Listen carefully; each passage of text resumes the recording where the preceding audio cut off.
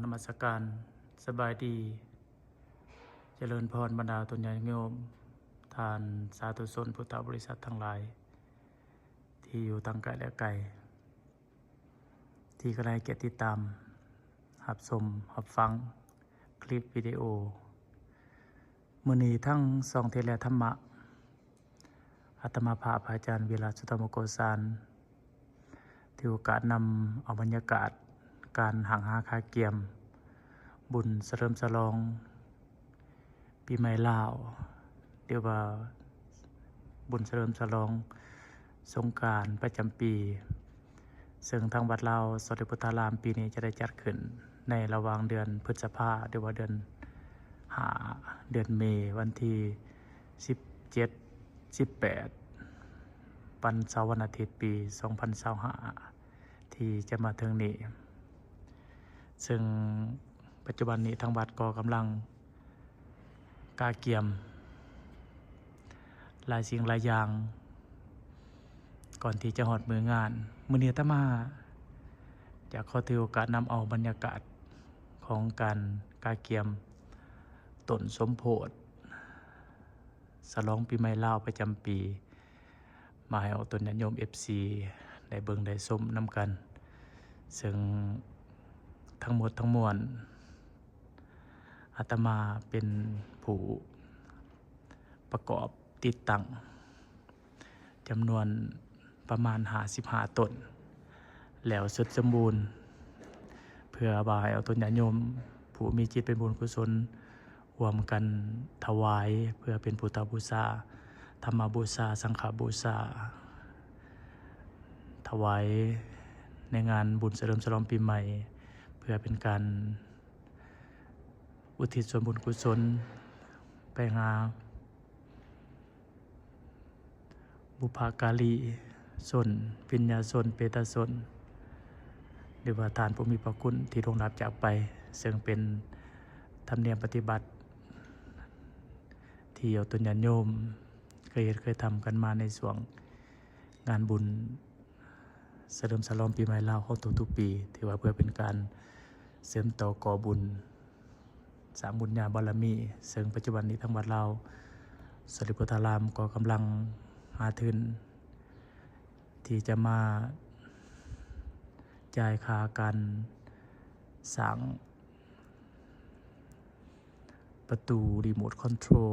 พร้อมทั้งหัวกำแพงส่วนที่ยังบ่ทันสำเร็จอยู่ทางเบื้องหน้าวัดซึ่งต้นสมโพธิปีนี้ทั้งวัดได้กาเกียมไว้เป็นกรณีพิเศษได้ออกแบบเป็นเลข8แล้วก็ได้มีการประกอบด้วยการนำเอาเงินใบดอลลาร์มาเย็บไปตามเจียที่ตัดไว้เป็นต้นแบบก็คือเลข8แล้วก็นำเอามาประกอบใส่โฟมแผ่นโฟมที่เป็นแผ่นห้องหลังแล้วก็ประกอบใส่ลักซึ่งเป็นตัวตั้งตัวยึดแล้วก็ประกอบใส่ขาตั้งเหมือนดังที่ได้เบิ่งได้ชมได้เห็นอยู่ในปัจจุบันนี้การกาเกียมก็ใช้เวลาสมควรเนาะถ้าว่านับเวลาที่อาตมาประกอบนี่ก็ประมาณ5-6 วันเต็มจังคอยแล้วทั้งหมดเพราะว่ามันก็มีขั้นตอนที่1แม่นเฮาออกแบบตัดแบบเจียเป็นแบบที่เฮาจะเฮ็ดซึ่งเป็นเลข8แล้วขั้นตอนต่อมาก็แม่นตัดแผ่นโฟมแล้วก็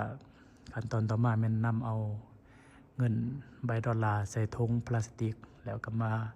ใส่แม็กเป็นตัวยิบยืดระหว่างแผ่นเจียกระดาษกับใบเงินที่เราได้ใส่ถุงยางไปแล้ว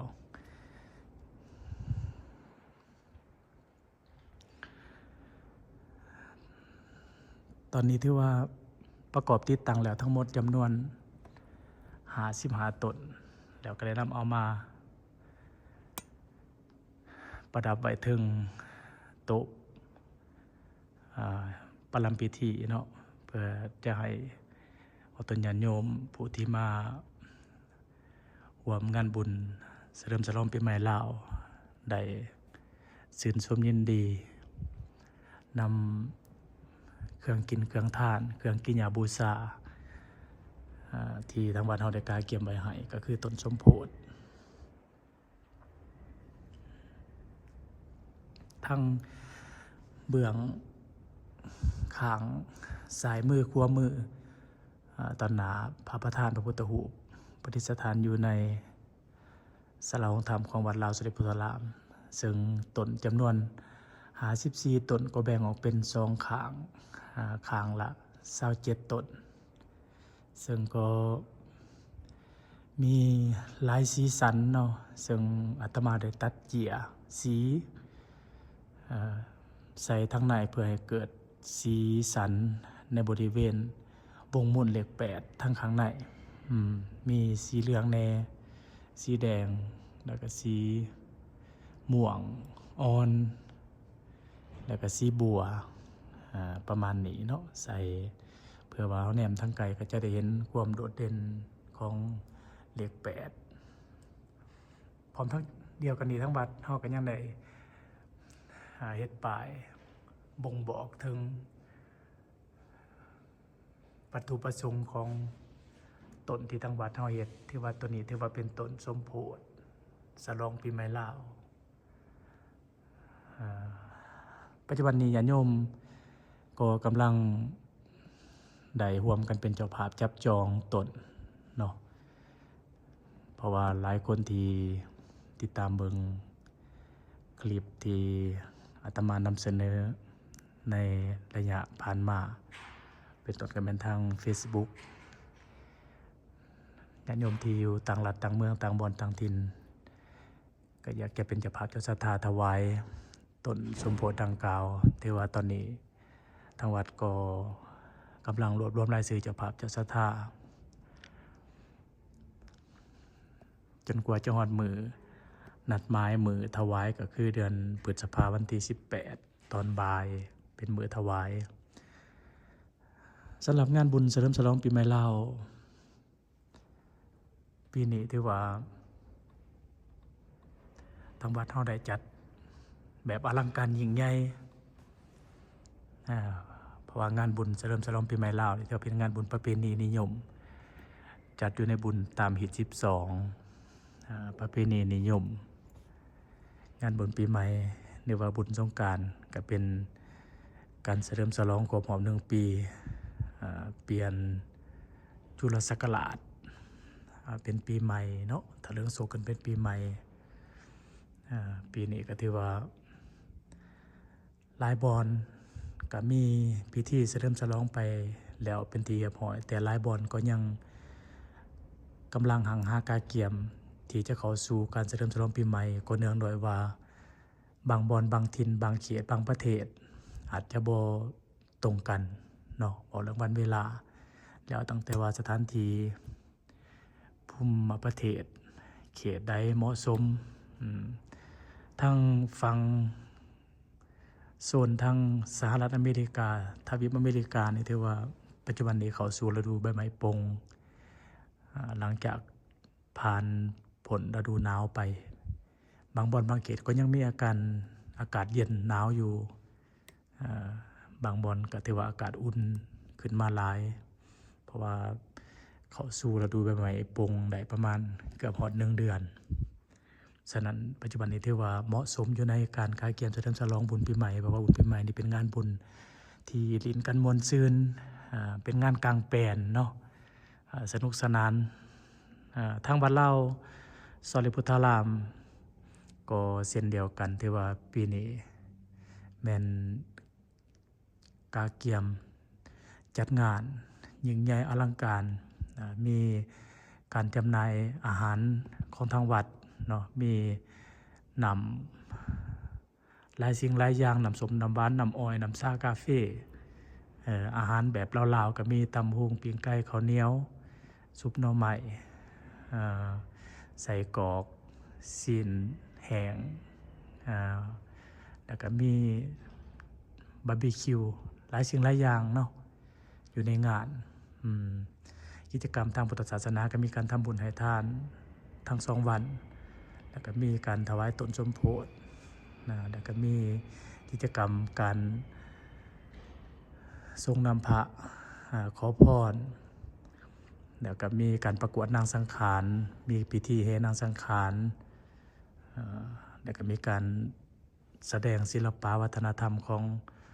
ลูกหลานหลายศาสตร์หลายเผ่าเนาะวัดลาวสมเด็จพุทธารามก็ถือโอกาสเยี่ยมเชิญเจริญพรเอาตัวญาติโยมที่อยู่ทางไกลทางไกลมีโอกาสมีเวลากับพากันมาร่วม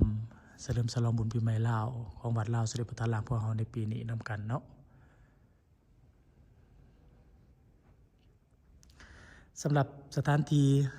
ข้างในศาลาองค์ธรรมหลังใหม่ของวัดลาวสมเด็จพุทธารามถือว่าตอนนี้มันกาเกียมสถานที่ไว้แล้วเรียบร้อยสำหรับบ่อนบำเพ็ญบุญกุศลในมื้อบุญเฉลิมฉลองปีใหม่ลาวส่วนหนึ่งก็เป็นโต๊ะตั้งที่ทางวัดเฮาได้กาเกียมเฉพาะทานผู้เฒ่าผู้แก่เนาะที่สุขภาพบ่ค่อยสมบูรณ์บ่สามารถนั่งพื้นได้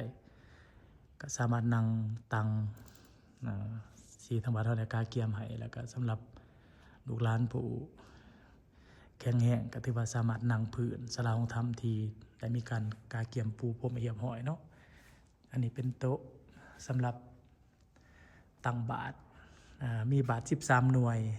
สำหรับงานเฉลิมฉลองปีใหม่ลาวปีนี้เนาะแล้วก็ทั้งข้างนอกบริเวณภายในเดินวัดตอนนี้กำลัง